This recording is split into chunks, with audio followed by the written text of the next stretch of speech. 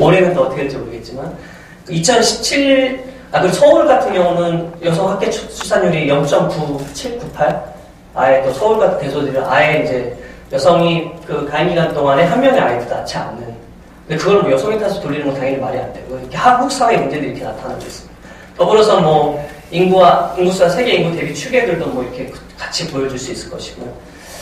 자, 그리고 또 이제 뭐 우리가 보통 불행사회, 뭐 전환이라고 표현도 좀 웃기긴 한데요. 이미 저희 다양한, 그래서 이제 니트족 같은 게 청년 인구 중에 이제 not in employment, 뭐 training, education, 그래서 다 하지 않는, 아무것도 하지 않는 인구가 OECD 30만 개 18.5%로 10위를 기록하고 있고, 특별히 니트족 중에서 이런 구직 활동을 아예 포기한 청년들도 가장 높은 수준을 기록하고 있습니다. 이거는 이제 그 경제활동 핵심 생산인구 실업률 대비 청년 실업률의 비중인데요. 한국이 이 빨간 그래프인데 이 푸세트를 따지면 거의 그러니까 쉽게 생각하면 일반 평균 실업률에 대비해서 청년 실업률이 얼마나 높으냐? 한국은 한 3.5배, 3배가 넘어가는.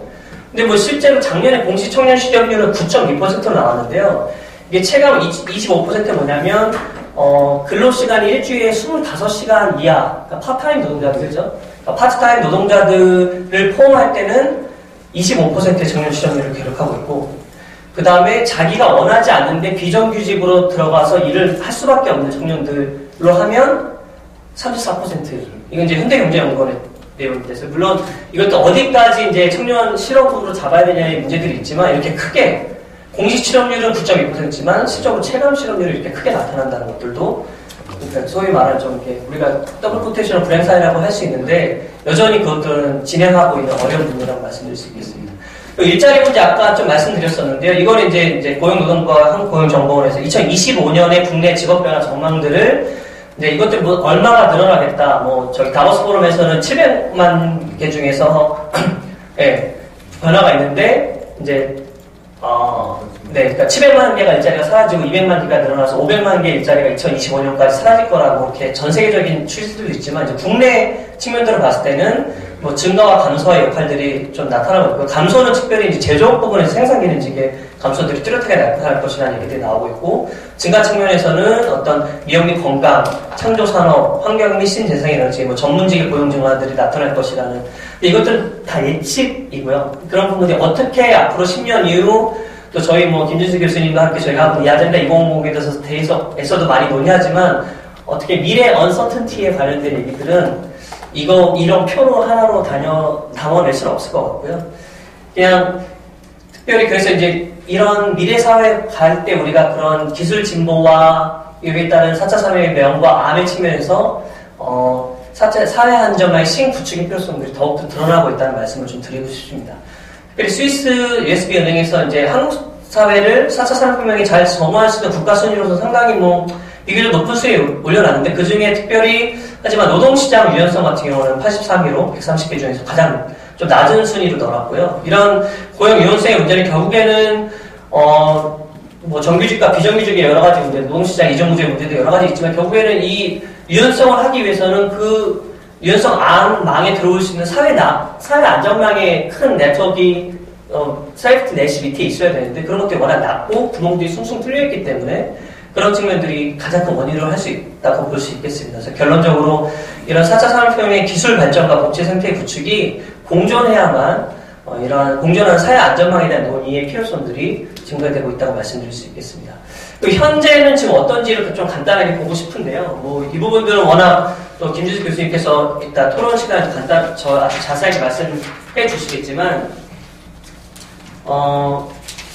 잠시만요. 네, 죄송합니다. 사회보험 같은 경우 저희가 지금 총 5대 보험들을 좀 얘기하고 있습니다. 크게 5개 보험으로 국민연금, 의료보험, 고용보험, 산재보험, 그다음 노인장기요양보험까지. 국민연금 같은 경우는 이제 94년에 확대됐고 의료보험 같은 경우도 88년 노원천 보험부터 89년 노조시 자영자 보험까지 해서 99년에 통합되었고요. 고용보험도 근로자 1인 이상은 다 확대하는 걸 98년도에 산재보험도 500인 이상부터 63년도에부터 제정돼서 쭉 왔지만 결국 2000년도에 근로자 1인 이상이 다 확대되는 노인장기보험 같은 경우는 또 장기 요양급여 직업들을 이루어지는 특화된 보험제도로서 2008년도에 설립되는 그런 내실화및 사회복지 서비스 확대도 좀 있었다고 말씀드릴 수 있겠습니다. 이게 먼저 좀 있었군요. 우선 먼저 말씀드릴게요. 사회보험 같은 경우도 이제 국민연금과 건강보험 자영업자 소득 파악의 문제들이 여전히 드러나 있고요. 개선 필요 과제로서 또 이렇게 많은 보험, 5대 보험의 어떤 넷들은 잘 구성되어 있지만 여전히 현실에서는 예를 들어서 국민연금 소득 대체율 같은 경우 보면 국민연금 지급률이 지금 40% 이하 수준이거든요. 건강보험 본인 부담률은 35%를 상회하는 수준이고, 그래서 결국에는 소위 말하는 국가가 운영을 하지만 여전히 개인이 해결해야 되는 수단이 아닌가라는 얘기들이 나오고 있습니다. 예를 들어서 국민연금 소득 대체율은 평균 소득에서 지금 연금 지급액이 얼마인지를 지금 나눠서 하는 건데요. 쉽게 얘기해서 지금 한국의 2016년 1인당 GDP를 아시나요? 작년에 기록이 나왔는데 저도 좀 자료를 다시 찾아봤는데요.